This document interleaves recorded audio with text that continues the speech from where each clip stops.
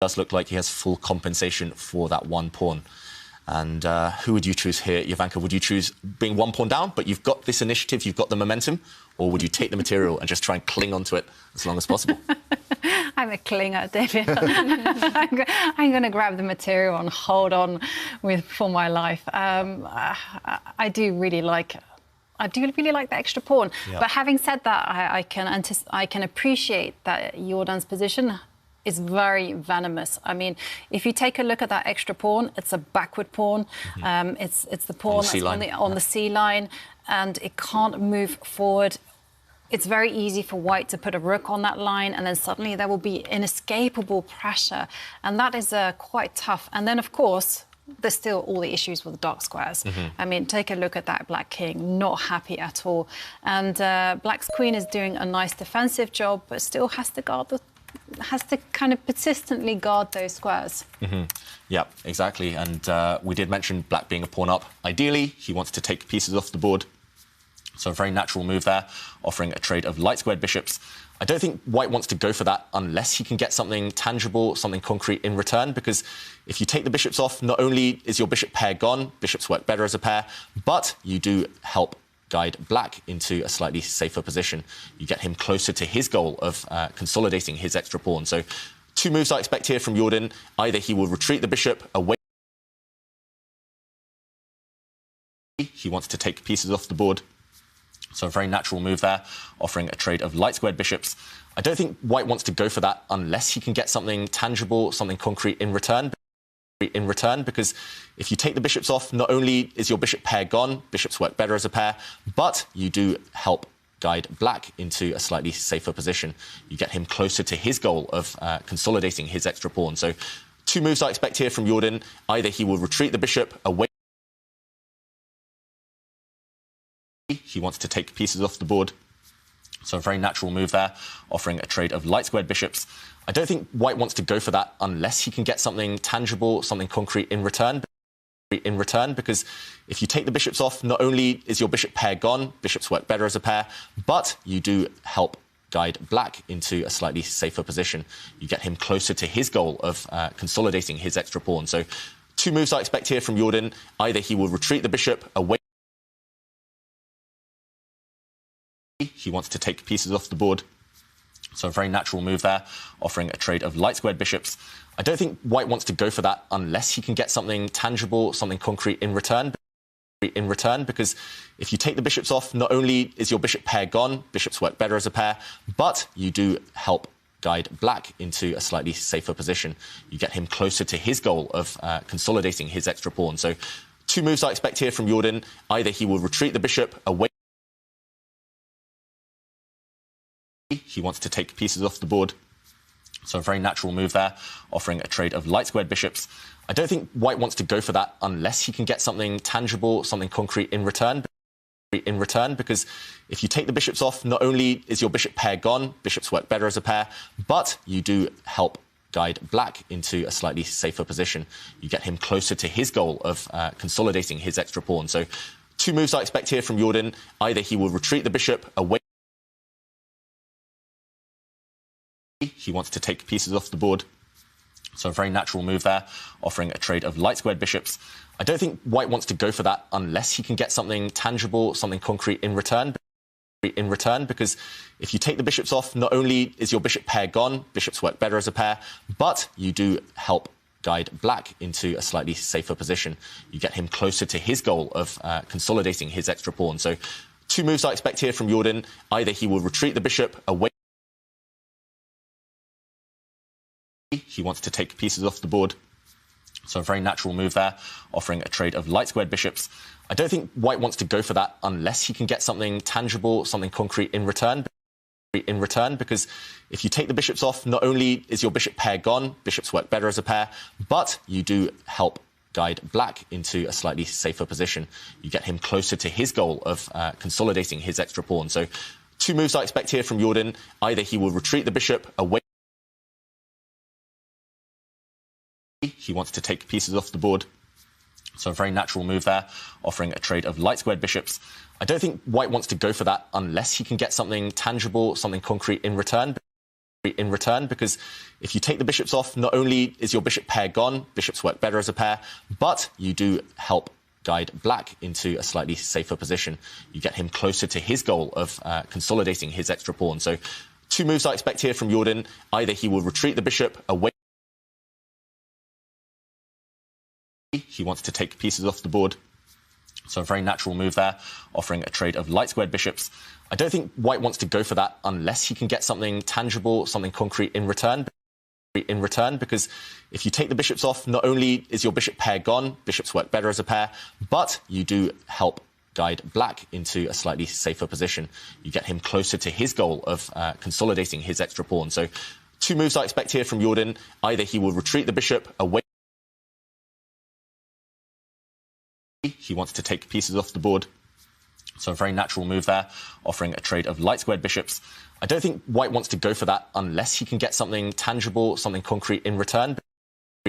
Because if you take the bishops off, not only is your bishop pair gone, bishops work better as a pair, but you do help guide black into a slightly safer position.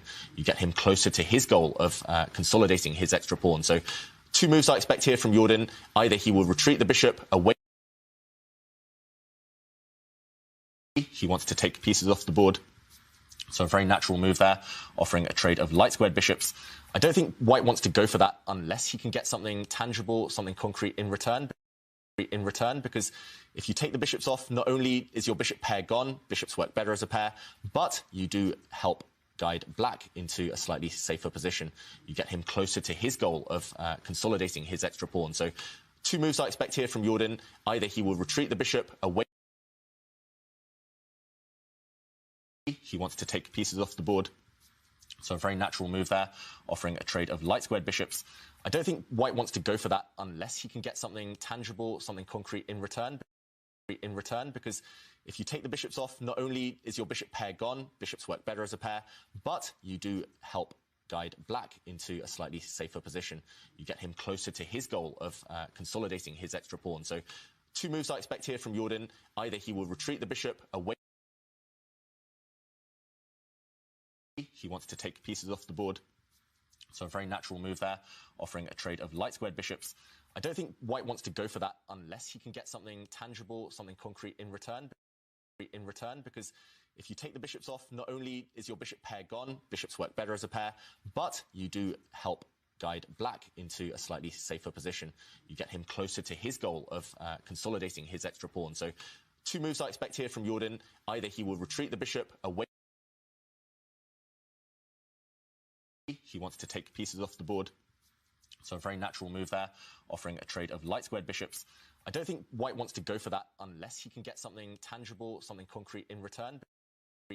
Because if you take the bishops off, not only is your bishop pair gone, bishops work better as a pair, but you do help guide black into a slightly safer position. You get him closer to his goal of consolidating his extra pawn. So two moves I expect here from Jordan. Either he will retreat the bishop away. He wants to take pieces off the board. So a very natural move there, offering a trade of light squared bishops. I don't think white wants to go for that unless he can get something tangible, something concrete in return. Because if you take the bishops off, not only is your bishop pair gone, bishops work better as a pair, but you do help guide black into a slightly safer position. You get him closer to his goal of consolidating his extra pawn. So two moves I expect here from Jordan. Either he will retreat the bishop away. He wants to take pieces off the board. So a very natural move there, offering a trade of light squared bishops. I don't think white wants to go for that unless he can get something tangible, something concrete in return. Because if you take the bishops off, not only is your bishop pair gone, bishops work better as a pair, but you do help guide black into a slightly safer position. You get him closer to his goal of consolidating his extra pawn. So two moves I expect here from Jordan. Either he will retreat the bishop away. He wants to take pieces off the board. So a very natural move there, offering a trade of light squared bishops. I don't think white wants to go for that unless he can get something tangible, something concrete in return. Because if you take the bishops off, not only is your bishop pair gone, bishops work better as a pair, but you do help guide black into a slightly safer position. You get him closer to his goal of consolidating his extra pawn. So two moves I expect here from Jordan. Either he will retreat the bishop away. He wants to take pieces off the board. So a very natural move there, offering a trade of light squared bishops. I don't think white wants to go for that unless he can get something tangible, something concrete in return. Because if you take the bishops off, not only is your bishop pair gone, bishops work better as a pair, but you do help guide black into a slightly safer position. You get him closer to his goal of consolidating his extra pawn. So two moves I expect here from Jordan. Either he will retreat the bishop away. He wants to take pieces off the board. So a very natural move there, offering a trade of light squared bishops. I don't think white wants to go for that unless he can get something tangible, something concrete in return. Because if you take the bishops off, not only is your bishop pair gone, bishops work better as a pair, but you do help guide black into a slightly safer position. You get him closer to his goal of consolidating his extra pawn. So two moves I expect here from Jordan. Either he will retreat the bishop away. He wants to take pieces off the board. So a very natural move there, offering a trade of light squared bishops. I don't think white wants to go for that unless he can get something tangible, something concrete in return. Because if you take the bishops off, not only is your bishop pair gone, bishops work better as a pair, but you do help guide black into a slightly safer position. You get him closer to his goal of consolidating his extra pawn. So two moves I expect here from Jordan. Either he will retreat the bishop away. He wants to take pieces off the board. So a very natural move there, offering a trade of light squared bishops. I don't think white wants to go for that unless he can get something tangible, something concrete in return. Because if you take the bishops off, not only is your bishop pair gone, bishops work better as a pair, but you do help guide safer position. You get him closer to his goal of consolidating his extra pawn. So two moves I expect here from Jordan. Either he will retreat the bishop away. He wants to take pieces off the board. So a very natural move there, offering a trade of light squared bishops. I don't think white wants to go for that unless he can get something tangible, something concrete in return.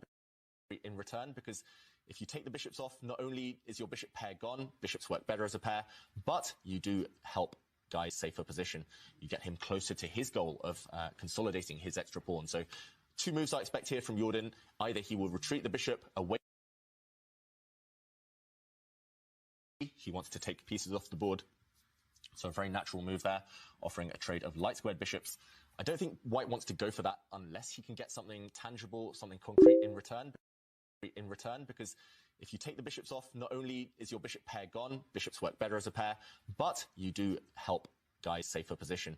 You get him closer to his goal of consolidating his extra pawn. So two moves I expect here from Jordan. Either he will retreat the bishop away. He wants to take pieces off the board. So a very natural move there, offering a trade of light squared bishops. I don't think white wants to go for that unless he can get something tangible, something concrete in return. Because if you take the bishops off, not only is your bishop pair gone, bishops work better as a pair, but you do help guide safer position. You get him closer to his goal of consolidating his extra pawn. So two moves I expect here from Jordan. Either he will retreat the bishop away. He wants to take pieces off the board. So a very natural move there, offering a trade of light squared bishops. I don't think white wants to go for that unless he can get something tangible, something concrete in return. Because if you take the bishops off, not only is your bishop pair gone, bishops work better as a pair, but you do help guide safer position. You get him closer to his goal of consolidating his extra pawn. So two moves I expect here from Jordan. Either he will retreat the bishop away. He wants to take pieces off the board. So a very natural move there, offering a trade of light squared bishops. I don't think white wants to go for that unless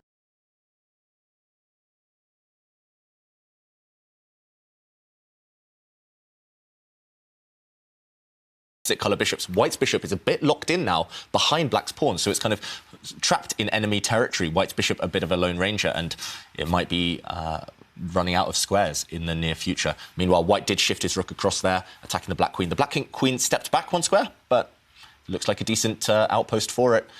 The queen and bishop, the black queen and bishop lined up together perfectly and maybe ready to offer some trades later on. The black rook ready to jump into the action.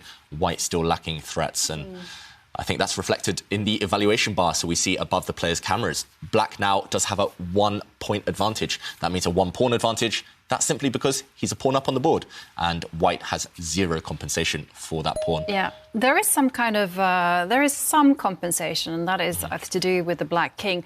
But I feel that Jordan is playing a little bit too concretely. He's not letting Levon go wrong. You know, for instance, like this queen move, he's playing very directly. It's attacking the pawn, and Levon doesn't even have to think too hard and just go, yeah, well, fine, I'll push it. And I would have left that move in reverse because, hey, OK, so we do have some moves on the board. Now the rook has moved over to the E line. And the bar has moved all the way over to Levon's side. Yeah, and that's just primarily because if you take it, not only is Jordan 1 pawn down, but take a look at the queen, the bishop, and the rook. Where's your coordination? Not happening. And once again, you know, there was a threat in the position because the rook was lined up against the queen. Jordan was threatening bishop takes pawn, but easily dealt with.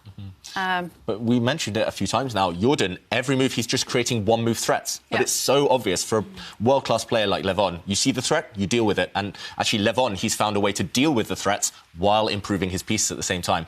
Every move, he's pushing his pawns forward or he's activating a piece there. We see the rook finally enter the action. And every move, Levon's improving. Every turn, Jordan, he's just actually helping. He's making that happen for Levon. So, yeah, the last few moves have not been a good turn for white. And of course, it is the hardest possible start for Jordan van Foreest. Levon Aronian is the highest rated player in this tournament. He won the previous event, but Jordan van Foreest as well. I mean, he had a great year. He started out winning the Tata Steel, just a huge underdog in that tournament, and he won the whole thing. I mean, that was absolutely unbelievable. You know, he put in a magnificent performance, and he also stole the title from Anish Giri in tiebreaks. Fellow Dutchman. So, yeah, no, definitely a very impressive start to the year. But OK, you know, the thing is, though, he still has to prove himself even more because that's the nature of chess tournaments. And he didn't quite qualify in the Magnus Carlsen Invitational. He didn't qualify, so he will certainly be looking for ways to improve on his previous performance. But, yeah, and also he's come back from the World Cup, having been knocked out. I can't remember who knocked him out. Oof. So many players in the World Cup. That is hard to 206 in the men's, well, in the Open, sorry, and 103 in the Women's World Cup, so a lot of players there. But OK, Jordan, he has brought his queen across, maybe to attack some pawns on that left side, but no coordination at all, and that queen and bishop are not connected. And that's why Levon Aronian reacts instantly by bringing his rook up and attacking the white bishop. Wow, yeah, Levon, so impressive at this early stage. And that's maybe the one thing with Jordan. He doesn't really play solid. He doesn't play solid chess. It's always kind of pure aggression. And he did so well in the Tata Steel Masters. They talk about home advantage in sports, right? In football, well, in every sport. But he proved it exists in chess as well. And that's what Jordan needs right now. He needs a bit of Dutch courage, Dutch luck. And yeah, because his bishop's under fire now from the black rook. And no matter where it goes, the pawn on the corner, Harry the H pawn might drop off. Suddenly, black's the one on the attack, right? Yeah, black has got in a very impressive position. I mean, just to take a look at all the forces on the right side, because, yeah, the bishop now has to move. And if it steps back, then there's rook takes pawn, attacking the bishop again. And where's that bishop going to go? I mean, if you start pushing pawns in order to defend your bishop, well, I'm sorry, you've really weakened the light squares. What does black have? A light squared bishop. And those two are going to coordinate beautifully and do damage towards white's king. And take a look at black's king. Totally safe. And so I think this is why Jordan has taken... Oh, it's a very miserable decision. But, I mean, I do think it had to be... Maybe possibly the only move done. And we saw it, OK, the queens have come off the board. We saw it on Jordan's face. As soon as he played that queen move, as soon as he offered that trade of queens, he just put his head in his hands. Just for 1 second, he knew that, it's all gone wrong. Now it's backs to the wall, purely defensive. White is going to try and beg for the draw now. It's not going to be easy. White's bishop stepping back there, attacking black's pawn on the left. But that was easily dealt with. Now white's pawn is the one that needs to survive. But can it not just be picked off by the black king, maybe? Yep. Black central pawns are going to decide this game, surely. Yeah, for sure. And take a look at the rooks. I mean, Actually, I've heard a quote about rook and bishop endings, which is like, ooh, they're usually drawn, but when they're winning, they're very winning. And I think the situation is here as well. I mean, take a look at the white rook. I mean, no mobility whatsoever. I mean, it needs to get onto the third row so that it can switch between the left and the right, but it can't get there so easily. And Levon is just saying, I'm going to make the dream work by utilising teamwork. And yeah, it's going to be about those pawns. You called it, David, and yeah. Yeah, this one looking almost hopeless now for Jordan. He has not only one pawn down and facing this huge black pawn centre, but he has this problem of his Harry pawn, his H pawn, being under attack. And there's only one way to defend it, actually. That's to use the white bishop, bring it to the top of the board. But as soon as your white bishop leaves the centre, the black pawns are going to start marching forward slowly but surely. Yep. There we go. The bishop does go to defend its pawn, and I expect to see actually Levon push his passed pawn in the centre, maybe on the D line, push that pawn forward, step the black king into the middle. White is just helpless. White just has to sit and wait and hope that black's progress will not go further than that. But it looks like inevitable fate now for Jordan.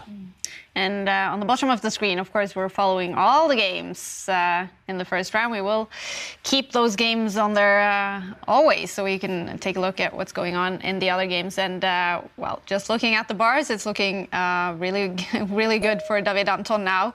Against 12-year-old Mishra, it's looking good for Nakamura. It's looking good for Artemyev. It's looking good for Liam Kwamle. And it's looking good for Adiban. So we could have a lot of decided games already in round one here.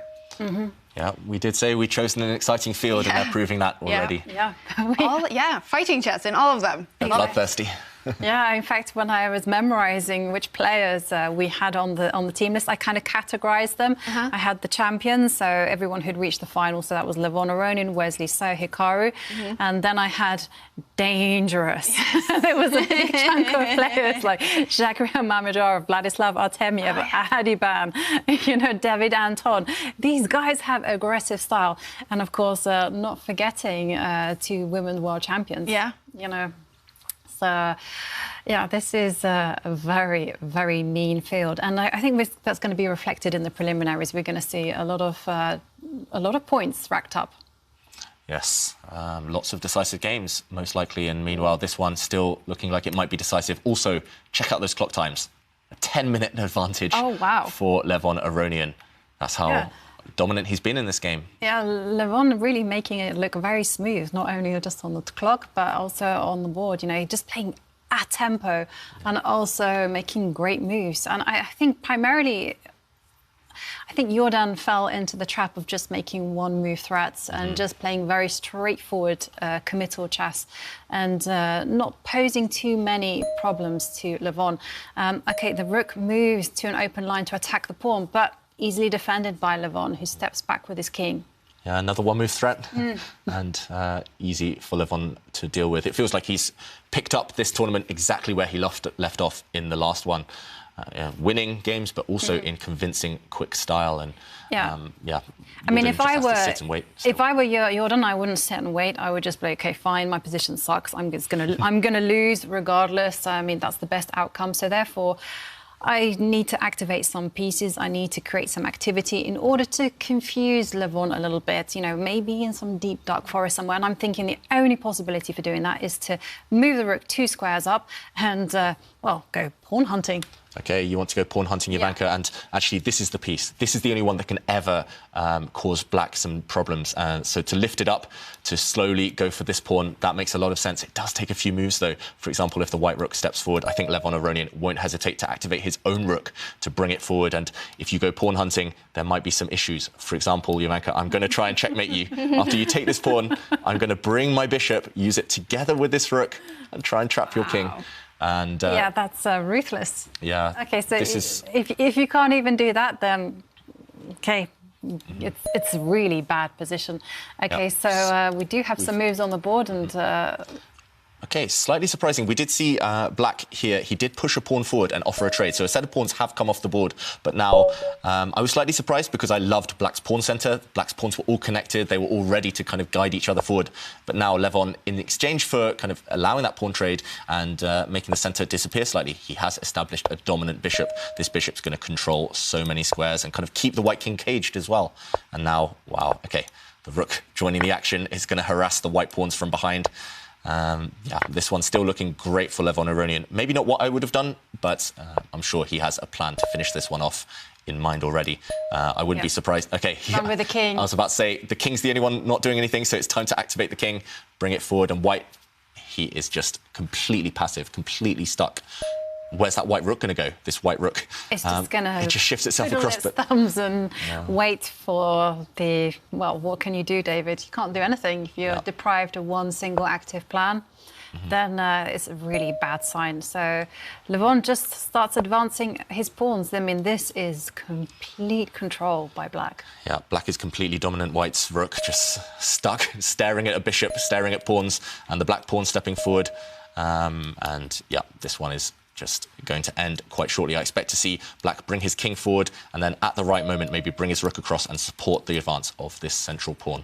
So a few things to do there, but you have all the time in the world for Levon, not only on the clock, but also on the board. You can just pass and wait, and white just has to sit. What is like the best piece for Black right now? What is the crucial thing that making the bar, and you guys love his position? The problem is white's bishop kind of hitting thin air, and also the kings. White's king stuck passive, Black's king super active, and there's a combination of those and Black's extra pawn. It's just everything, right? Which is now 3 squares away from queening. This is miserable for Jordan.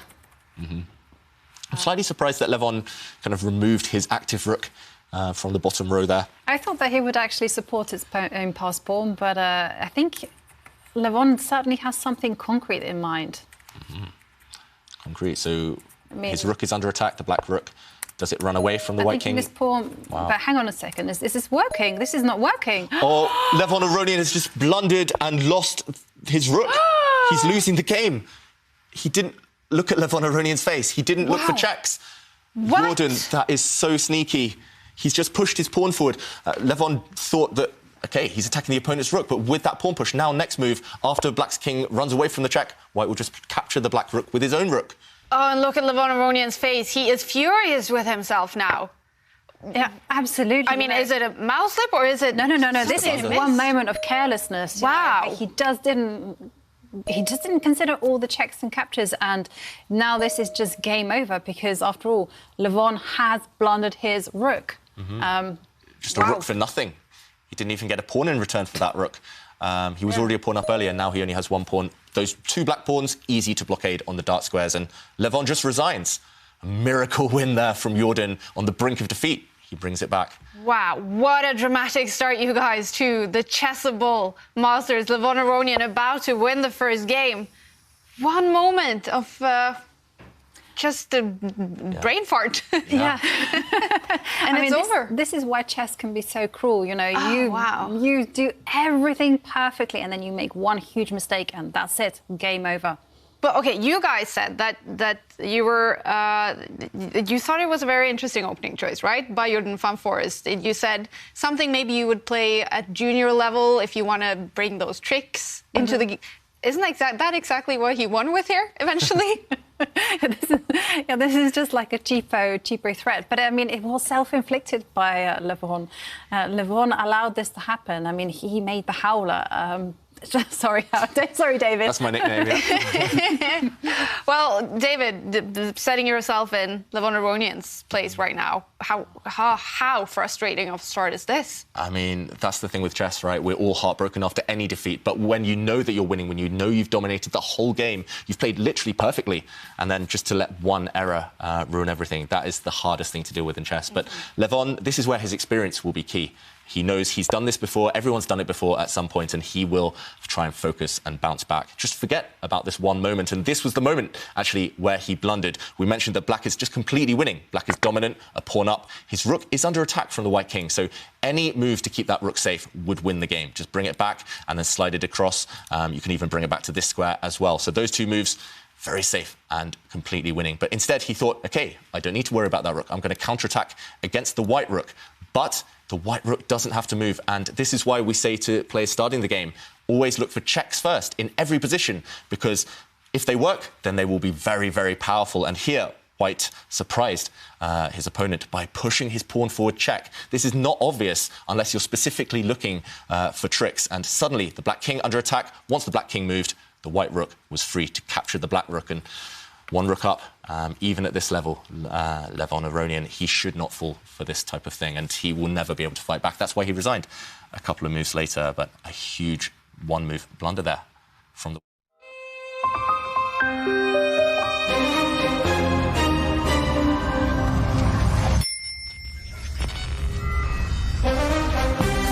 What a start to the Chessable Masters, and Levon Aronian, he must be feeling devastating after losing that first game. We're going to follow him in the second round as well, when he's up against Alireza Firouzja. All right, wow, what a start to the Chessable Masters. Exactly how we love it, with those blunders and those exciting moments. Now, we do have 4 more rounds of chess to go to today. As you know, in the next round, we will then follow Levon in his second game against then Alireza Firouzja. And then after the next round, we will be joined by Anish Giri, fellow Dutchman to Jordan van Foreest.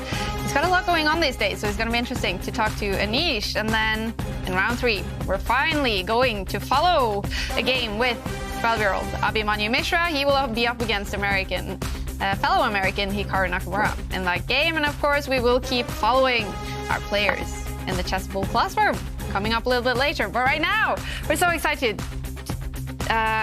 In just a few minutes, we're excited to be joined by the greatest female player of all time. Previously, world number 8 Judith Polgar will be with us in just a few moments. And, well, David, catching your breath after such a dramatic start to the tournament. Yeah, and so many decisive games and so many kind of twists, turns and blunders, as we saw there. Even the best players in the world do make these mistakes from time to time, and that's the beautiful thing about chess, but also the most difficult thing about chess is that it does surprise us on every move. But for Jordan van Foreest, I mean, to win a game like this, does it come with sort of a bad taste in your mouth, or is it just a fantastic way to win a game? It's a fantastic way to win a game. You know that the chess gods are on your side, you think luck's on your side, and suddenly you think, wow, even if I play badly, I can win. So that will be a huge confidence boost for Jordan. And actually, I mean, to get that whole point for Jordan, we did look at the lineup of players. He was right outside like the top 8 ranked players. That can be extremely important to qualify. Exactly. And normally in these tournaments, it is those who score actually best against the top players. If you get 50% against the very, very top players, you will be confident. Maybe you can beat the lower rated players and get into that top 8. And now Jordan, he's had that 1 point head start and 1 point he shouldn't have had. So he's going to be feeling confident about his chances. Fantastic. All right. What a start for Jordan van Foreest in the Chessable Masters. And now we are joined by, as I said, the best female player of all time, Judith Polgar, also previously or former world number 8, and one of the most popular Chessable authors, Judith Polgar. So excited to have you here. How are you? Hi, I'm fine, thank you. So, Judith, I don't know if you followed the first game, but we did see Jordan van Foreest win a crazy game against Levon Aronian after Levon made just a terrible, horrible blunder in the last few moves there. Can you remember back from your playing days, what is it like to win a game like that Jordan just won? Just, getting very lucky in the end there. Well, unfortunately, I didn't have the time to see the game. I will look at it back. But of course, when you blunder something from Aronian's side, it's a horrible feeling, and it's a great relief and fantastic feeling for the one who is winning the game and takes the opportunity. And it can also give a great flow for the tournament. Exactly. Fantastic start. Now, of course, chess is in a really good place right now, right? You know, we have over-the-board tournaments finally resuming alongside these online tournaments. We have the youngest grandmaster title ever broken after 20 years with Sergei Karyakin, now Abhimanyu Mishra. The World Championship match is coming up in 4 months. I mean, how excited are you about what the place that chess is in right now? I think it's getting extremely interesting, and obviously it's very clear that the players are extremely pleased that they can really play over the board games, because this is something, obviously this is what the players love to do. But what I'm very happy about that now that there were so many online tournaments, those are going to be staying apart from the one they play offline. And I think the mindset will be kind of different, and it's even more challenging for the chess players, I believe, that it's going to be alternating the different challenges in a different format. Yeah, do you imagine that is very hard to sort of to combine those two? Well, first of all, when I was a teenager, well, later on when I was already playing very well and playing in big tournaments, I found it already pretty hard to accustom the change that the time control, for example. Back when I was a teenager, we had the manual clocks, or even if we had a digital clock, it was if we had different time controls, like the bonus time after every move and so on. And also, for example, after that, when there were the rapid games and the blitz games, I mean, top players were not taking those time controls seriously at all. Contrary to now, by now, I think everybody is taking it also quite seriously, the rapid and blitz format as well. And whenever there is a huge change in the game, it is a big challenge. And I think some players can deal with it and cope with it much better than others. But definitely, I think the psychology of the game, it is completely different when you play over the board or online. And Judith, you mentioned there some of the differences from when you were playing compared to now, and this is the Chessable Masters. How would you have used Chessable if it was available back in your day? Yeah. Wow, that's a good question. When I make my Chessable course, and then also I look at back and I tell to people that how it works, I mean, it's completely a different level of preparation. Looking at it objectively, right? That I mean, now you can really train yourself in a way, whether you train your own openings or you get any of the classes, any of the courses. It means that you can engage with the material much better than just you're holding your book in your hand and making the moves over the board. But I think those people who started to work with Chessable first, they have a little advantage compared to the people who are just starting now, even the top players, I believe. But once everybody is using it, or they know how it works, and they work with their own openings with this system, then of course it's equal for everybody. But I think it's a great opportunity to increase your level and stay motivated and engaged with the material you're working on. And of course, Judith, I mean, after your playing career, you dedicated a lot of your time to both teaching and popularizing chess. Have you also, with these online tools, experienced sort of a boom for chess among also like beginners at the lower level the last couple of years? Oh, absolutely. I mean, there are so many doors open up for chess enthusiasts on all levels, I must say. I mean, obviously, who were more passionate, they always found their way on the online platforms, how to challenge themselves with some puzzles and how to play online with some friends or with anybody who they want to. But by now, they're getting more and more platforms, also more and more gamification materials, and so those things, it really gives a lot of plus to everybody who wants to just start playing chess, or so for those people who are already very much into it. And I think even it's just the beginning. I think in the future there will be more and more and more platforms which really serves the needs of the people, and sometimes it serves all the needs which we don't even think we need them. Suddenly when you see it, I mean, for me it was quite amazing to see the classroom of the Chessable platform, because there you can do anything, and I'm continuously talking with the developers and they are developing continuously. So I mean, it is really fantastic that by now we have a room where you can do anything, simul, games, teaching, quiz, talking, Q&A, chatting, and you don't have to change platforms, right? So, I mean, there are a lot of good things still to come, I think. Yeah, and I mean, last year, I think Chessable paid out like over $3 million to Chessable authors and educators. And I mean, what does it mean, Judith, that people, not only the biggest players, can now make a living out of chess and education in chess? I think this is also something very important, and this makes this ecosystem, which is building continuously around the professional chess players, that this way there are bigger chances that even for the top players there are more and more possibilities. And I think it's very important, and it is something fantastic, which is created in the last few years, to be honest. Yeah. That more and more people can make a living out of being authors, giving classes, being teachers. And again, I can say that it's about all level of chess players, not only professionals. But so it is very nice to see that there is a huge variety of things that you can do around chess and still possibly make a living out of it. Yeah, I mean, David, can you imagine, like, as a young chess player deciding, should I go all in for chess or not, when you know now that, okay, if I don't make it as, like, the top player, I can still make a living out of chess?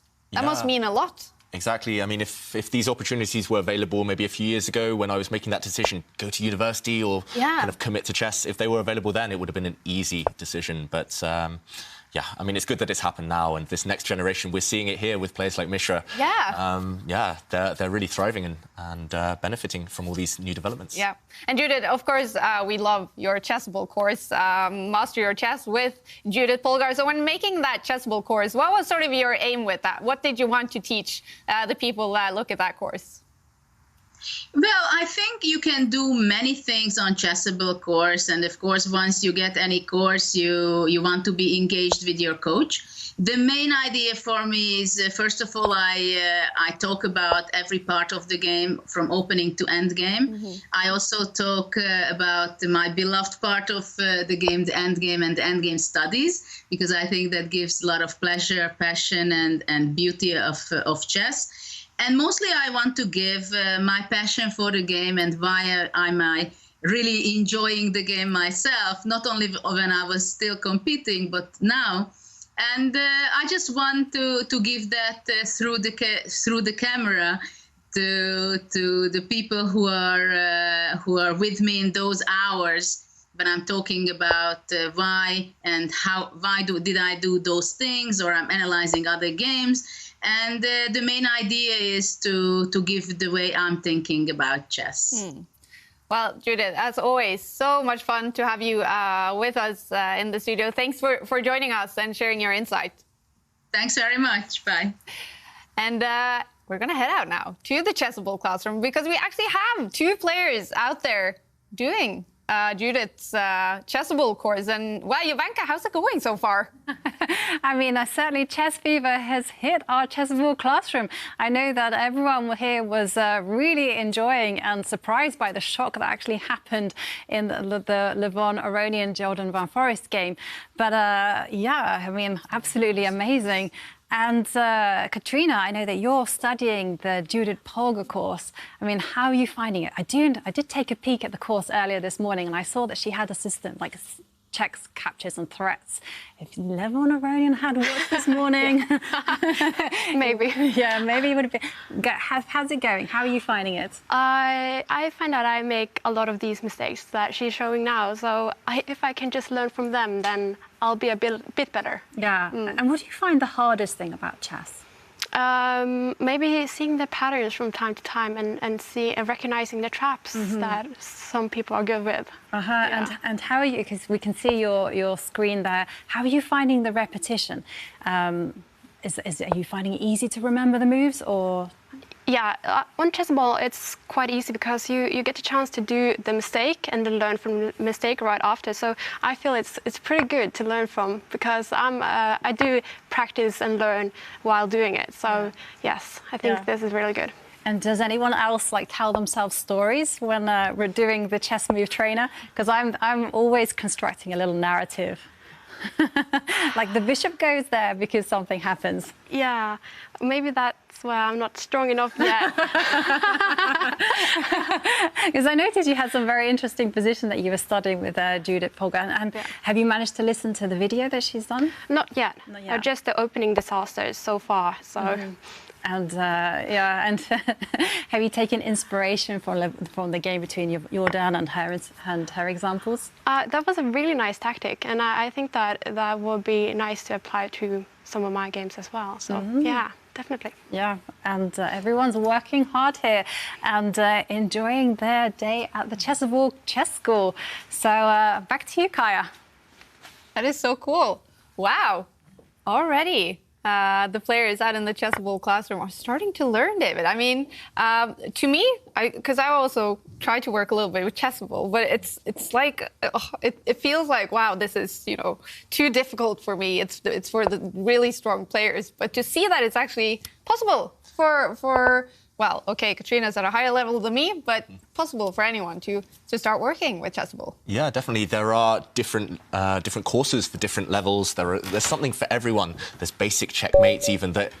Even top players like myself, we, well, that sounds arrogant, but even kind of grandmasters, we learn from these things. And yeah, it's definitely, if you're beginning chess, if you're learning from scratch, there are these videos, there are courses, and it's just this repetition that makes it so easy. It just breaks things down to really manageable chunks. And I think I definitely recommend checking it out, at least some of those courses. Definitely. They're working hard there, back in the Chessable classroom. So much fun to follow them. And like that, Jovanka is back in the studio. And wow, that was so cool to hear how Katrina's doing with Judith's course. I know, and she's working through the opening disasters, and it's all about those tactics and all those unexpected moves. And we just saw a prime example of an unexpected move. And I have to say, what I love the most about Chessable is that it's like a fully immersive, interactive experience. You know, normally when you have a book, you have no one to account to. You just kind of read the book, and maybe you read it like like a novel, and you just glimpse through it. And as you can see that here, you actually have to play through the moves, and you get tested on it. And so you have to come up with explanations and reasons why they're suggesting certain moves. And I mean, I was working through, because I have a 110-day streak to maintain, so I was working through... Applause. That is very impressive. I was working through Adiban's 1B3 because, you know, there's something special about that community. And I was like, I want to be a member. But I've never played this opening in my life, and it's quite a kind of a different idea to kind of grasp. And I was like, okay, well, you put the queen in because it's a light square strategy. So I was coming up with all sorts of ideas that just stick in your mind. And once you have the basics of chess memorization there, then it's just a lot of fun. So yeah, I love it, and I'm glad that we have people in the studio to also get to enjoy the benefits. Definitely. Some of the best players in the world, they're so accessible now. That's unique to any sport. For example, people like Judith. I mean, I think she's one of the best teachers out there. Every month, the highlight of my month is reading her column in the New in Chess magazine, actually. And to be able to learn from her own lessons, her own games, her own experiences, just at the click of a button, watching the videos, playing through.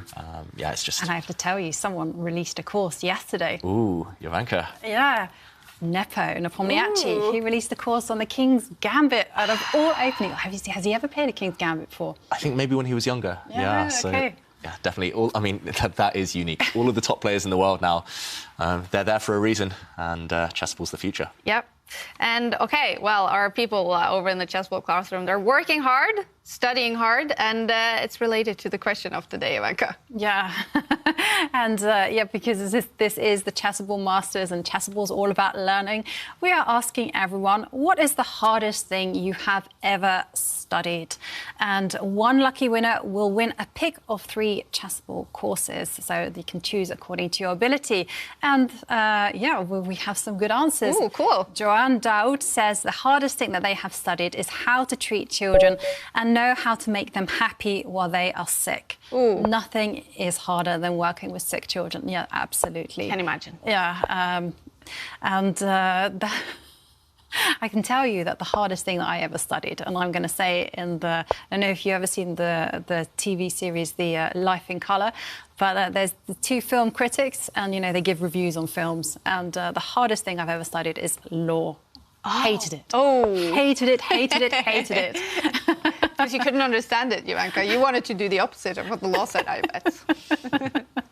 Well, I mean, the great thing with chess is that it all makes sense. You know, it's a universal language but with law, it was like 3 dictionaries, and it still didn't make any sense. I agree. Yeah, law would be hard to study. I also think chess is a little bit hard to study. But let's head into the results from the first round. So actually, quite a few games one game now has not finished yet. So David Anton, he got a win against Mishra. Hikaru Nakamura, he got a win against Hare Krishna. Artemiev winning his first game, and so did Liem Kwang-le. Adiban won his game against Norwegian Aryan Tari. And then Alireza Firouzja, wow, look at that. He won his game against Wesley So. And, so Firouzja and Wesley So, they're still playing. This is actually an error. They are still playing, so we don't know if Alireza Firouzja has won that game. Jordan van Forest, he won his game against Levon Aronian. Now, we were supposed to head into the game with Alireza and Levon Aronian, but since Alireza is still playing, then that one is quite delayed. So we will choose another game for the second round. And I think we take a look up the matchups for the second round. Yeah, here it is. Mishra, he's going to face Wesley So, so that will be a late start because Wesley So is still playing. Tari will be up against Jordan van Forest, and that is the game that we will follow because Van Forest, he's coming from a great win against Levon Aronian. And then we have Inturi Saga, he's going to now be up against Adiban. Yidu Juenjun is up against Shakhriyar Mamdyarov. We will have Vladislav Artemiev against Liem Kwang-le, Tentala Hare Krishna against Tompi Kuneru, an all-Indian battle there. And then we have David Anton against Hikaru Nakamura, Levon Aronian against Alireza Firouzja. Late start for those as well. Firouzja still playing in round 1. But okay, we're going to follow Jordan van Forest against Aryan Tari. And, I mean, Van Forest, he must be flying high after that first win. Yeah, he'll be feeling on top of the world with luck behind him. But Aryan Tari losing the first game, he's going to be starting from a very different viewpoint. And we can see it there, Aryan having a tough start. And maybe I should tell a secret as well. A few days ago, I went to Aryan's flat and we played some Blitz to warm up for this event. So secretly, I will be slightly cheering for him. But yeah, he needs to recover from that defeat in the first round, and it's not going to be easy against Jordan, full of confidence. And he featured in a previous event, also in the Meltwater Champions Chester. He was this close to qualifying for the knockout stage. So he's back here. He's hoping again to qualify. And after playing then with him, David, how did you sort of see his form, his mentality going into this? Yep. His form was decent. Actually, the first few games, he was just destroying me. But it took me a while to warm up. Eventually, I managed to kind of strike back. But yeah, he was looking sharp tactically. His openings, Aryan, are fantastic. He's actually been working as a second for Anish Giri at some big events lately. And we saw in the World Cup, Aryan, he did okay. He did well. But he ran into Magnus Carlsen, so understandably there he was knocked out. But in general, his form is decent. So these are the type of games against players of a similar rating that Aryan needs to win if he wants to qualify for the top 8.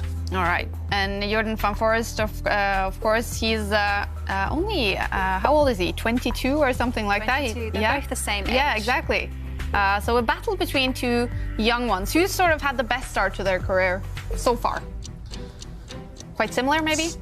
Yeah, it's hard to say because Aryan, he was a world junior champion. He was a world under-20 champion a few years ago, I think, when he was only 18. But yeah, then again, Jordan, just this year, he did win that Tata Steel Masters, and that's maybe the kind of jewel in his crown in terms of achievements so far in his career. So both of them on a great trajectory, and it depends over the next few years maybe who works the hardest, who kind of gets those little bits of luck in big tournaments. And we know, of course, for you, David, at the same age as Magnus Carlsen, Jan Nepomniachtchi, Sergei Karyakin, many of those players, you know, it's always a little bit of an extra fight with the people from the same, you know, born in the same year as you. Do you think it's a little bit like that for these two as well? It's a little bit extra prestige. to win this battle. Yeah, there'll be, they might not admit it, but there will be a bit of honor in their mind that they will be fighting for. And yeah, that will give extra motivation. And we have started. Arian with the white pieces, opening with his queen's pawn. Actually, in the Blitz games against me, he didn't do this too much. So maybe a specific idea against Jordan van Foreest. Arian, I noticed lately, has been opening with his king's pawn more and more. So Jordan, how will he react? I expect to see him bring his knight out here.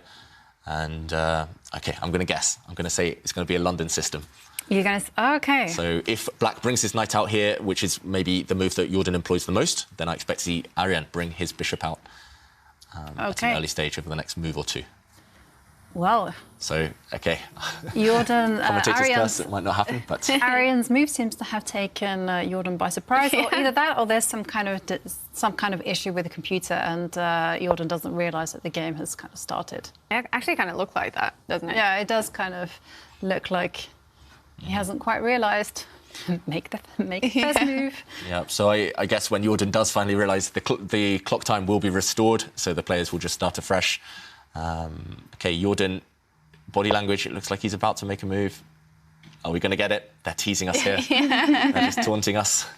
Maybe it's just, maybe he has like in the screen a picture. OK, there we have it. OK, there we go. And David called it and he said that he expects the dark square bishop to be developed to the square in front of the knight.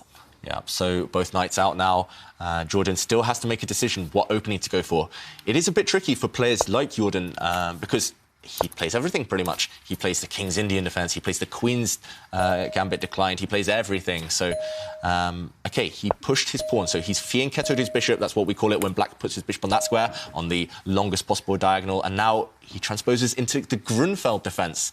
This is brave. This is very brave because Arian Tarry himself is an expert on the Black side. And look at this move. Sorry, Black's just castled there, but White pushed a pawn on the side there on the corner. That was a very rare decision. You don't really see that at the top level of chess these days that much.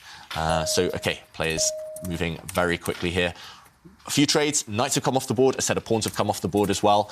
White occupies the centre with pawns, but Black will try and erode that centre. He'll try and chip away at that centre from afar. Black gave a check there, White's bishop had to block, and now the Black Queen diving into White's territory. This one, I have seen this position before. It is known, but very rare as far as I know. So who will be the better prepared here? That is the key, because if White can maintain his pawn centre, he's got a glorious position. He's got fantastic control of both sides of the board. But for now, White isn't castled yet. There is a threat against one of White's central pawns, and wow, Arian stepping forward with that pawn, attacking the Black Knight. That Black Knight moved. It was possible to actually capture White's rook in the bottom corner there with Black's dark square bishop, but no, Jordan wants to keep solid. He just wants to control things for now, and he offers another trade of knights. And yeah, I have to say, it would have been incredibly risky to kind of like trade the bishop for the rook, because, you know, suddenly all those dark squares that we actually saw was a problem in the Jordan van Foreest and Levon Aronian game would be actually happening to Jordan. So, yeah, too risky. So that's why he centralised his knight. And I have to say, this variation has been played before. It's been played around about 50, 60 times, which when you have a database with millions of games in it, isn't that much. And the statistics tell me that it seems to be quite OK for White. White seems to be scoring quite well. So a promising line for White statistically, historically. So what's White's main move here, Jovanka? For me, it will be automatic to castle, but that would involve a potential sacrifice. Yeah, well, the main move actually isn't to castle. It's to kind of take a little bit more cautious approach and to go knight takes knight. But having said that, the second choice in my database is the castle. OK, so while Arian thinks, he's been thinking a bit here, so maybe unexpected, this line by Jordan van Foreest. We're saying that White here, his king is in the centre, you need to get it to safety.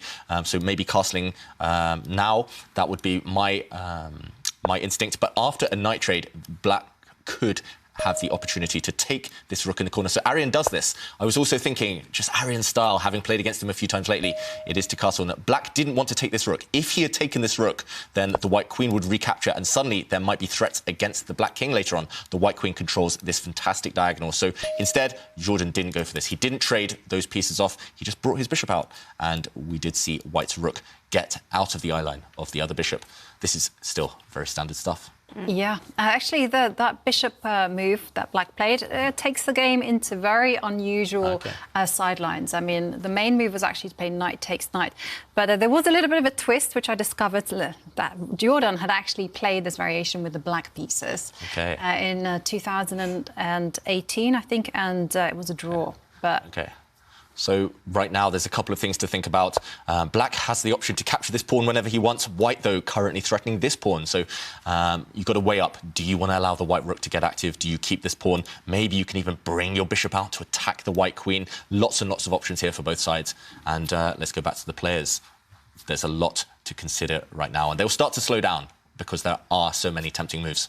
And eventually, the game between Firouzja and Wesley So did end with a draw. Not a win for Firouzja, it was a draw. So the games that they will be playing in game 2, Wesley So facing Abhimanyu Mishra and Firouzja facing Levon Aronian. They are delayed, they haven't started yet, probably will start in about 5 minutes or so. So now we're following this game. Arjan Tari in his second tournament in the Meltwater Champions Chess Tour, defending Norway's honor. It's the first tournament that world champion Magnus Carlsen is missing because, of course, he's tied up with the World Cup. And, now Arjan has to start thinking. Yes, and Black's grabbed a pawn. Black's a pawn up. You're laughing, Ivanka. Do you think that's too brave? Well, why not, is my opinion. You know, if you can get away with it, and often in the Grunfeld, which is the opening that Jordan has chosen, you do capture that pawn, and you simply say, fine, what does White have? Yes, you have a great centre, but I'm a pawn up. Yeah. And talking of the Grunfeld, one thing that has been on the top of my list for now about a month is to study Peter Svidler's course on the Grunfeld. And Peter Svidler, when I was young, when I was learning this opening for Black, actually very, very similar positions to this. He was the one I looked at, Peter Svidler. His games were the ones I've studied. And yeah, as you mentioned, Ivanka, this is quite a typical idea for Black. And that's one thing that Jordan, I'm sure, will have done. If he's going to play the Grunfeld in such a huge elite tournament like this one, you have to know exactly what the top players are saying about this opening. And there we go, White recapturing a pawn, kind of restoring material parity. And White's rook now super active, maybe indirectly attacking that Black bishop. Black's bishop temporarily defended by a knight, but no, jumps forward, attacking the White queen. This is a game so far of kind of thrust and counter-thrust, attack and counter-attack. And neither side flinching yet on the clock, neither side spending too long, but it's still a really critical position. One slip here from either side, and that will give the opponent a huge advantage. So right now, White needs to move his queen. White needs to get the queen out of the way. And then, Black has to decide how to evict that very, very powerful White rook from his territory. That's not an easy job there, David, that Black has. I mean, look at that White rook. I mean, it's attacking one pawn at least. And it's in seventh heaven. It is in seventh heaven. And how are you going to evict it? Not easy. I mean, I'm just thinking, well, the White queen should simply move. I'm thinking of offering a trade if there's nothing directly wrong. Yeah, there is something directly wrong with it. Yeah, so I think White's queen needs to protect the bishop in front of it because the White knight will be traded off for the Black knight. So that bishop in front of the White queen right now on the dark squares, that needs to be protected. So I'm slightly surprised that Arjan is thinking. I only see one real way to... We should show it, actually, what's going to happen if, say, for instance, White is a little bit careless and doesn't protect that dark squared bishop. So if he brings his queen across, rightly wanting to trade queens because Black's queen is very active, Black would say, no trade of queens for you. He would actually capture this knight first. This is check, which is very important, so White doesn't have time to capture the Black queen, and after White recaptures this knight, suddenly this bishop is undefended, so queen takes bishop, Black would emerge a piece up for free. So right now, in the current position, White cannot run away from defending this bishop. White's queen has to stay in touch with it. The move I want to play is to kind of shuffle the queen this side, because if you move to the open line, you will get harassed by a Black rook, and this would be very, very annoying for the queen. So I think stepping to a safe square for now, it looks passive, but stepping to this square, that's the only viable option, really. So I'm slightly surprised that Arjan is thinking maybe he just doesn't like the queen boxed in here. He wants to find an active square, but I think process of elimination, this is the only safe square for the queen. This is what Arjan has to do. All right, so the bar is liking it for Arjan, though. Would you prefer to be a White in this position? Well, tough to say. I personally like the White position. I did try to study the Grunfeld once, and I could not get a handle on how to play the position with the black pieces. So, I mean, I'm a big fan of those two white central pawns. And also, let's not forget that the white rook is in 7th heaven. And yes, it's a little bit awkward to tuck the queen into the central square that David just highlighted. But, you know, the queen and bishop will suddenly align themselves in the dark squares, and I'm liking white. Yeah, I've been a Grunfeld player my whole life from the black side, so from the black side I try to look for the positives, but right now, I don't know, it's tricky. If white does just move the queen there, as we mentioned, black's queen, it looks powerful, but it is a bit offside. The black rook's not active right now, and as Jovanka mentioned, white does have this kind of central pawn majority, so all of these small things add up to a position that's maybe easier to play for white, but black's not out of it yet. Black still has lots of trump cards himself, especially if you notice black's pawn on that left side. It is a pass pawn. It has no rival on the A line. Black's pawn there. If it manages to run forward later, that could be a huge problem for white to deal with. So black just has to hold on, has to survive the white initiative, and then, has good chances in an endgame with that passed pawn on the A line. And white has to do something with that rook, which is attacking some beautiful pawns. And personally, I also quite like the situation if I were to trade off dark square bishops. That's what I always aim for in a Grunfeld, because I'm like, that bishop in front of your king, that's your best piece. And so if I can trade it off, you got problems with those central pawns. True. Actually, black loses all dynamism in his position if that black dark square bishop gets traded. So definitely, if Arian can try and do that later on, then he will do so. But I'm surprised. 4 minutes on this move, and there's only one. I don't really understand what the options are. There's only one thing to think about. Maybe he's trying to look into the future. He's trying to work out what black will do. But in rapid chess, in such a quick time format, you have to just make a move. If it's forced, make it first and think later, because maybe the opponent won't play what you're actually thinking or what you're predicting in your mind. And then you've kind of wasted 4 minutes looking at a variation that doesn't happen or doesn't materialize. So Arian, he just needs to move that queen. Okay, he goes the other way, but... Yeah, but this just invites the black rooks to come in and attack it. Yeah, computer doesn't like it either. I'm struggling to understand, because I think once the black rook kind of attacks the white queen on this open line, the white queen is going to have to go to the square that we highlighted earlier on anyway. So it looks like it's just a bit of a loss of time from Arian, unless he's spotted some sneaky trick that I don't see right now. Then it does feel like he's just giving his opponent a move for free. So he could achieve the same position, but with an extra move potentially. So right now, Jordan is deciding which black rook to swing across to this C-line to attack the white queen. Maybe there's a difference there. I'm not sure quite which rook is best. The most natural rook for me to use to attack the white queen is the rook next to the black king, because that rook's not doing anything right now, so bring it across. But yeah, exactly. And the other rook might be needed to push some pawns. Okay, well, it's on the board, so it's happened. I think I've spotted Arian's trick. Actually, Arian now, he might sacrifice his queen. He might leave his queen under attack, and wow, he's done it. He's just let his queen be captured, and he's just taken a pawn. He's attacking the other black rook. Wow, this is so clever from Arian, and if it works, it's just pure genius. In this position, I thought, oh no, he has to move his queen away. This white queen under attack. I thought the white queen has to shuffle away to safety, and you've lost time for white. But Arian says, no, I'm going to capture this pawn. And if you take my queen, if you capture my queen now, then I will not capture back. I'll flick in a check first. I'll take this rook in the top corner. This is check. You only have one way to block, actually, one safe way to block. You have to drop your bishop back. And now I have the option of just taking your rook, but maybe first you can go for checkmate. You can bring your bishop forward and look at this black king. It's caught in a mating net, because next move, this bishop is captured. This bishop is pinned, and not only do you attack this bishop with your rook, you also attack it with your bishop. The black king is stuck and trapped here, despite the fact white is a queen down. Black can fight on, black can maybe trade a set of rooks and then later on bring his knight back, but it looks like a killer attack for white in this position. So, wow. Arian, genius idea in the current position now.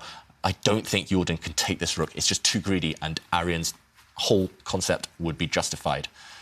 Yeah, you can't take the queen. Absolutely not, David. you have to just accept, hey, you blundered a pawn. And I must admit, I also fell into that trap. Hook, line, and sinker. I did not think about, like, why would Ariane spend 3 minutes and make an unnatural move? Yeah, it's not obvious, right? Yeah. And actually, in this position that we saw White putting his queen on this square, which we both condemned, we both thought it was wrong. Black chose the wrong rook. You have to actually use this rook, because now, once you use this rook, the white queen is genuinely attacked. You can't get away with taking this pawn because you don't attack anything, really. So now you do have to put the queen on a worse square. So Ariane just tricking his opponent there, and that's one of the most difficult things in chess. Which rook do you use? Because sometimes they look the same, but there's always a big difference. And, wow, and you also said it, David. That looked like the most natural one to move, and then he made that move. Those are the best traps when your opponent, you know exactly what your opponent wants to do. So you let them do it, but you have a hidden idea behind that. Wow, how brave is this by Ariane, or genius if it works? A very high level of genius and very high level of courage to go for it. Yeah, Ariane, actually, he knocked me out to the World Cup a few years ago, and that was when I first realised, wow, this kid is super talented. And he's very good at spotting these small tactics, 2 or 3 move things. Some of the other players maybe are kind of stronger at calculating deep variations, but he's very good with these short, sharp tricks. So in the current position, after rook takes pawn, it looks like he's a pawn up for free. If black cannot take this white queen, then black is in huge trouble. There's too many threats now. White is threatening to take the rook. White also has ideas down this line against the black queen. White's rook is doing all the damage. White's rook's having all the fun. So what is it about for Jordan now? Because he's thinking for a long time. So obviously he sees that, oh, crap, this wasn't what I hoped for. What can he do to avoid this possible genius idea by Ariane? I think he has to channel his emotions from the previous game when he was a pawn down against Aronian and suffering. And he later managed to find a trick. So he just needs to survive the next couple of moves, I think. Just admit he's a pawn down. Maybe ideally he wants to trade off White's really strong rook on that 7th rank. And the game does go on. It's not over yet, but White does have this extra pawn advantage. But you're saying don't take the queen. Yeah, I think that would be suicidal right now to take the white queen. But that's for sure what Jordan is spending his time on first. That's what we should do. That's what's been mentioned in, for example, Judith's Chessable course. You look at checks, captures and threats first. So the key move is the capture of the queen. You spend 2 or 3 minutes on that. Finally, you come to the conclusion that probably it's not working out, and then you look for alternatives. I have a question for you, David. So black does have the opportunity to trade knights. So my instinct would be like trade every single piece you have and then try to hope that you can hold an eventual 5 pawns versus 4 on the right side. But is that the best practical shot, or would you be just moving? He's taken the queen. Okay, he's taken the queen. Okay, well now we're going to see that that deadly checkmating threat. The bishop is now going to come out and start to threaten. Yeah. There's a couple of tempting moves for Ariane. So, wow, a couple of strong moves as well. Not just tempting moves. Whoa. There we see Stockfish, the computer, confirms that White has 2 winning moves here. And they're not just winning, they're completely winning. So, firstly, the move that I highlighted earlier, and the one you mentioned there, Jovanka, White's bishop can spring out to attack the black bishop at the top of the board, form that mating net, try and close that net around the black king. Secondly, you can actually use your own bishop and just drop back, capture the black rook first, and later kind of keep that idea of bringing the bishop out later. Yeah. You should not, however, we see the third option there loses all of White's advantage. You should not capture the black rook. You should not take it with your own rook, because then your bishops might be a bit loose. So, OK, Jordan shaking his head slightly there. He's starting to realise White is just winning if he's accurate. I think he's missed it. I think that he just calculated rook takes rook and was basing that, and then, OK, rook takes rook, and then knight takes knight, and then, OK, now bishop takes rook has been played, and then there's still that threat in the air of the bishop coming all the way to the edge of the board, and look at that checkmating idea. So queen takes bishop would probably be a really quite not very nice, because a bishop coming out. Yeah, exactly. And we should just explain that maybe one more time, because right now, if we do a quick count, White isn't actually even material down. White has 2 rooks and a pawn for a queen. So White has 2 rooks, 5 each. That's 10, and a pawn, 11. A queen only worth 9. So White's a material up. But also the main problem, as you mentioned, Jovanka, queen takes bishop, taking this guy, runs into a few things. Maybe first knight takes knight in the centre of the board, and next move, no matter what black does, even if black tries to bring his bishop back, then we can just bring our bishop forward. And next this is almost unstoppable. White can even give up this rook at the bottom of the board. Just give up a rook, run away with the king, and next move, this one is unstoppable. This black king is trapped. This is the most deadly pin you will ever see. That bishop unable to save itself and black's king defenseless. So right now, this is the problem that is facing Jordan van Foreest in the current position. How do you deal with threats such as bringing the bishop to this square? Okay, I have an idea. You go really, really passive, and you're just like, okay, I'm going to defend. I'm going to defend the bishop. Show me, Jovanka, how are you going to defend? It's ugly chess. Okay, but I see there's big problems already. The knight simply steps back and retreats the bishop because you know the knight. The knight will defend this square. The knight was being attacked, and. The problem maybe is that after the bishop jumps forward, attacking this bishop still, no matter what you do, even if you take my bishop, then I have ideas such as bring my knight forward to destabilize the defender, this piece, the defender of this bishop. I could also even maybe swing my rook up the board and use both of my rooks together to try and checkmate the black king. I mean, imagine the rook. It takes a few moves, but the white rook has a clear journey now towards the black king. And yeah. And two rooks working together, connected together, they're almost indestructible. So yeah, far stronger than a queen. Exactly. That looks like bad news. Okay, I have another idea. Okay. Is there hope with? Now this is also ugly chess. Knight, in the current position. Knight takes knight. Check. Bishop takes and step forward at the king. Okay, this is probably the best chance, right? At least now you've kind of got out of this line and you've covered this important square, stopping white's bishop from jumping there. For now, at least, but as black, I would be mightily worried about the bishop just retreating 2 squares and going, "Hey, hang on a second." That's sneaky, Jovanka. Just dropping back this bishop, and wow, look at this. Not only was this a pin, but this is a pin as well. Look at that. Wow, white's rook now just pinning this black bishop to the queen, and this black bishop is overwhelmed and lost. You're attacking it twice, right? With the rook and now the bishop. That's a sneaky move. That just kills the game, right? Right, that's a nice very spot. cynical chess there. Kill the game immediately. So, yep. I mean, but what to do? Okay, well, Jordan steps back with his knight and... let's go back to the player's cameras. I want to see his face because right now, Jordan, he must know that he's on the brink of defeat again. And will he get another miracle? Will he get another favour from his opponent? It's unlikely. This time, Arian, he has 8.5 minutes. And that should be enough. What happens if white tries your idea now, Jovanka? Maybe the black knight can jump over and help. So I like your idea. Your idea was beautiful. You know, just go for mate, which is, you know, you need to decoy the knight. Yeah, checkmate ends the game. Yeah. So no matter how many pieces you sacrifice in the meantime, it doesn't matter as long as you get to the opponent's king. Exactly. So bring the white bishop out and attack that black king if you can. And Arian, the thing is, he has lots of choice now. He found those key moves. He found that beautiful queen sacrifice just earlier by playing rook takes pawn, and then he found this really nice, safe way to win as well by just taking the black rook with his bishop. And yeah, Jordan there, I've seen this face before. When he's in trouble, he doesn't necessarily shake his head too much, but he always looks away. He's always kind of thinking about the past, getting nostalgic about what could have been, what he should have played. So right now, lots of choice for Arian, but a few good winning moves here. Yeah, and whilst we're waiting for Arian to come up with his winning idea, well, chess is hard, as we've discovered. It can be emotionally hard and it can be hard to learn. And Chessbra says the hardest thing that they've ever studied is the Anish Giri-Naidoo course. So many sharp lines. That's the Naidoo for you. There's no escaping that. But when it goes right, it goes really good. And Nicholas Alpuin says that the hardest thing that they're still trying to master is Brazilian Jiu-Jitsu, basically a combat-based system that takes place mostly on the ground. They apply it in MMA and the UFC. It's like chess, very positional, but you don't take turns.